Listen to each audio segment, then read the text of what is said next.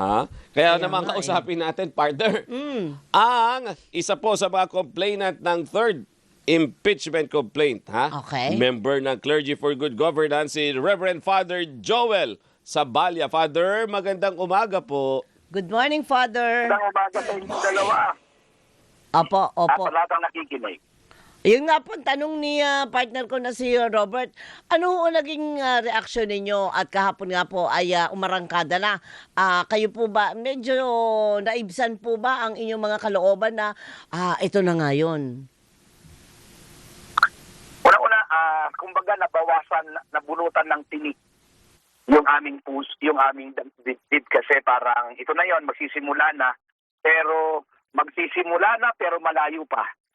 So ito yung aming reaction ukol dito. Malayo pa kasi hindi pa naman sigurado kung ano yung mga susunod na hakbangin itong mga senador. At yun nga, yung kanilang mandato na i-convene na. Yung mga schedules, hihintayin pa natin yon at maliwanag naman yung utos ng Senate President. Kasi dyan, ang tinitignan mo, hindi lang yung Senate President. Kasi nga, yung napaka-fluid ng literato ng Senado kasi 12 na lang sila tapos yung isa 11. So medyo napaka-fluid niya kaya medyo naghihintay tayo at umaasa tayo na anuman ang sitwasyon ng mga lideratong yan ay babatay sila sa tinatawag nilang mandato ng konstitusyon. Opo, pero para po ba, Father, ako partner, nakikita ko, hindi ko lang alam kung tama ako, parang kasi pagsabay ng pag-arangkada nitong impeachment, ay ang daming gulo, ang daming ingay. So, na para itong mga ingay na ito, hindi ka makafocus doon sa ano ba talaga yung gagawin na impeachment. Yeah, kasi nga parang sa ingay po nitong nangyari sa politika, yung sinasabi nga po na ni Senator Pia Cayetano ay isang tabi daw muna ang politika. Sila yung unang namulitig. Sila yung unang nanggulo. So ngayon, akin lang, tayo ay nabunutan lang ng tinik kahapon na-convene na. So ngayon, ang mga prosecutors ay naghahanda na sa mga ebidensya na ilalatag nila kasi sasagot sila after 10 days. Sasagot sila, binigyan sila ng 5 araw after na may submit ng pangalawang Pangulo yung tugon. Maganda ito, alam mo itong maganda dito kasi may pre-trial. Kasi pag may pre-trial, base sa pagkakaunawa ko sa explanation kahapon ng abogadong bisita ninyo dyan sa DCMM, ay mas magandang may pre-trial para mas mapapabilis at para ano yung magiging proseso. Opo. Father, kahapon nakita ninyo nanumpa ang Senate President, Yan. siya magiging presiding officer, nanumpa sa kanya ang 22 22 na lang. ay, Oo wala nga si pala, Senator Bato wala si kasi Bato. absent na mga kasamahan niya at sinabi na magiging pata sila sa pagsuri dito po sa articles of impeachment. Ang inyo po bang kayo po ba ay naniniwala at umaasa sa ganitong panunumpa na ginawa ng mga senator kahapon na bagamat may political na leaning sila, Yun na nga. pagdating sa articles of impeachment laban sa Vice President ay magiging pata sila? Huwag natin kalimutan, paiba-iba ng salita, paiba-iba ng sinasabi ang Senate President. Simula pa yan nung last year. Iba-iba yung tinutwist nila yung termino na ginagamit. Yun na lang forthwith na yan. Iba yung sinabi niya last time, iba naman sinabi niya ngayon. Pero sana umaasa tayo doon sa ano yung hindi doon sa pangako niya kung doon sana sa konstitusyon tayo aasa. At sana yun yung irerespeto nila.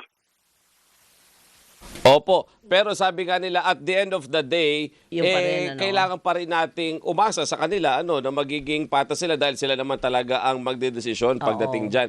Pero more than the decision na gagawin nila kasi partner, ang mata ng taong bayan ang Ay, nakabantay. oo. Mas malaki yung impact nito doon sa political career ng bawat senator judge na yan, Matatawag partner. natin na pressure sa kanila na gumawa ng tama. Huwag nating kalimutan yung kasaysayan natin. Noong nag-walk out yung sa COMELEC doon sa nung panahon ni Senior Marcos, at nung hindi buksan yung envelope, ano ang naging reaksyon ng mga tao. Kung meron sila uling gagawin o pipigilan, ay doon sila dapat mag-ingat yung mga desisyon nila at pagkilos pag sinimulan na yung paglilitis. Kung makikita mo yung political leaning nila dito at hindi sila magiging impartial, ang taong bayan ang pananagutin sila ng taong bayan. Ayun. Pero ano po kaya ang pwede nating advice naman sa taong bayan? Paano po natin tatanggapin ito? Kasi sa una ho, ganyan tayo, di ba, partner? Parang ningas kugon. Lahat tayo interesado. Lahat tayo senator judge. Lahat tayo ay mga analyst. Pero after a while, binibitawan din natin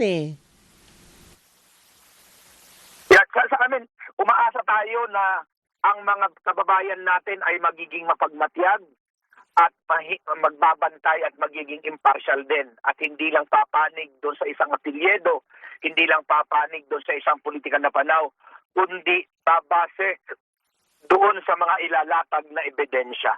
At doon sana, kung ito yung ating gagawin, masisigurado natin na ang ating mga senador ay magdedesisyon base doon sa ebidensya at hindi doon sa kanilang political leaning. Opo, Father, bilang isa po sa mga complainant nito pong third impeachment complaint, sa pagsisimula po, lalo na po kapag nagka-trial proper, gagawin po ba ninyo, sisiguraduhin ninyo na lagi kayong a-attend doon para mas masundan at mabantayan ninyo yung proseso on the ground mismo? Oo.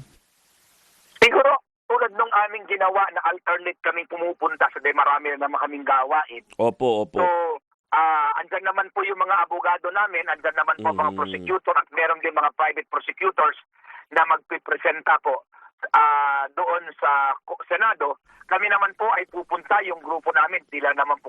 Marami po kaming mga civil society na kasama at kaagapay, kaya't kami ay magmamatsyag. At babantayan ito araw-araw 24 oras. 24/7 ika nga. At kami ay tutuloy-tuloy pa rin kami sa gawain namin, sa mga ginagawa namin para sa taong bayan, pero hindi pa rin natin titigilan ang pagbabantay ng aming grupo dito sa gagawing paglilitis pagkatapos mapresenta ang lahat ng kanilang mga sagot. Opo. Father, hindi ko alam kung alam ninyo at ikaw din, partner, kasi ikaw ang eksperto dito sa topic na ito. Mayroon bang mekanismo para yung ordinaryong tao lang, hindi ako, gaya ako, pupunta ako doon, gusto ko makinig, gusto ko makita kung ano na yung nangyayari sa proseso. Pwede ba yun? Para malaman talaga yung totoo. Hindi ko sinasabi na mga grupo ni Father ay hindi naman nagre-representa nung totoong saloobin ng mga tao. Pero parang gusto ko yung first hand. Yung mga ordinary individual din. Yung kumbaga walang kinalaman sa pagpa-file ng impeachment, pero gustong matuto, malaman kung ano yung nangyari. Tama. Meron po bang ganun, Father, sa pagkakaalam ninyo? Sa amin po, parang open naman yan. Akin, nandyan naman yung Facebook Live. Para din hindi rin, kasi masyadong mainit ngayon, mainit na ang politika, mainit pa sa labas. Opo. Maganda rin yung kalusugan, lalo na yung ating mga kababayan. Unahin po yung seguridad. Kasi nga baka sila po ay mapasukan ng itong mga magkatunggaling grupo at magkabilang political group. Kasi yun sa atin, wala naman tayong pinapanigan, kaya pipiliin po sana natin na makinig doon sa loob o kaya ay makinig naman po. Pero marami pong mga grupo, civil society ang magbabantay po dyan sa labas ng Senado. Even before kasi, partner, Father, ang sinabi dyan ay i-open talaga nila yun sa public. Pero syempre, limited ang plenary ng Senado. Ang plenary hall, masikip lang, hindi kaya mag-accommodate siya ng marami. Doon sa mga nagpapareserve yan, doon sa mga pipila yan, yun ang mabibigay sa kanila yung mga slot dyan. Tama. Tama si Father, may online. Ang lagi naka-live ang Senate sa YouTube, meron din sila. At syempre sa mga news organization, gaya ng DCMM, lahat naman. ilalive natin yan, syempre. Correct. So sa ngayon, abang tayo. Abang sila, Kailan ba Father. susunod na So aabangan lumalabas, natin? base doon sa calendars, sa schedule, 15 days, di ba, Father? Tsaka tayo magkakaroon ng action ulit. Yes po, kasi 10 days bibilangin mula doon sa... Maganda kasi kilinarify ni Senator Soto kahapon, calendar days ba, working days. At sinabi ni Espina, ito ay calendar days. So magbibilang tayo At pag nabil after 10 days, 5 days naman yung sasagot. And after that, doon pa lang magsisimula ang kalendaryo talaga ng trial. Okay. Sige po, kaabang-abang po ito, 'di ba? At lahat po tayo iengganyohin natin ang ating mga kapamilya na hindi naman makialam. Alamin po ang tunay na nangyayari at huwag makikinig sa kung ano-anong fake news diyan. Para first hand yung kanilang information, partner. Oo. Sige po. Makinig na natin sa DCMM. Ayan, Thank you, tama. Father. Thank you, Father. Maraming salamat po.